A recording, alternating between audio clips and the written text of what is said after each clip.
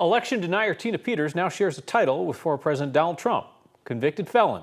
Jury convicted the former Republican Mesa County Clerk on 7 charges for leading the security breach into her county's election computers in 2021. Our Marshall Zellinger is live in Grand Junction, where jurors took just a matter of hours to convict Peters. Marshall?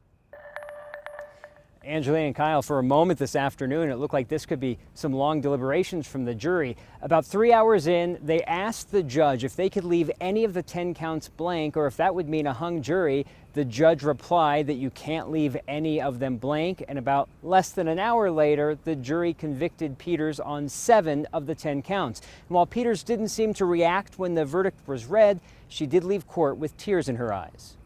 Tina, do you want to talk about the verdict? I'll have remarks later. Thank you.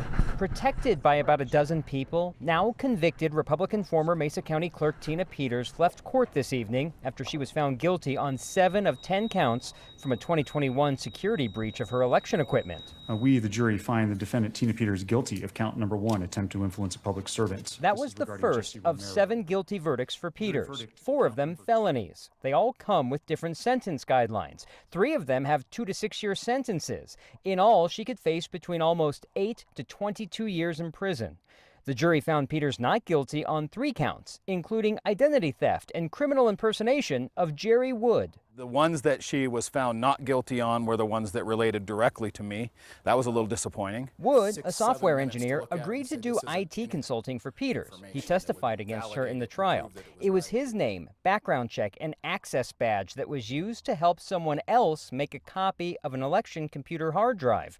The jury either did not believe his story that he was not involved, or the defense gave enough doubt. Personally, as far as it referred to me, I didn't feel like it was justice, but I think that it's satisfying to see that she was found guilty on counts that she'll have to pay for that. Yeah. Peters is free for now. She will be sentenced in early October. According to what came out in this trial, it was not about finding out the truth for the elections. It was about people pursuing their slice of fame.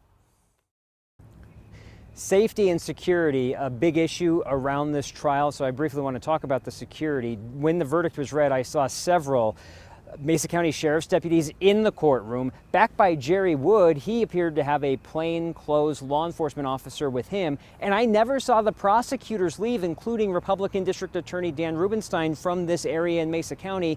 They appear to be taken out of the courtroom out a different exit with deputies. Reporting live in Grand Junction, Marshall Zellinger, 9 News.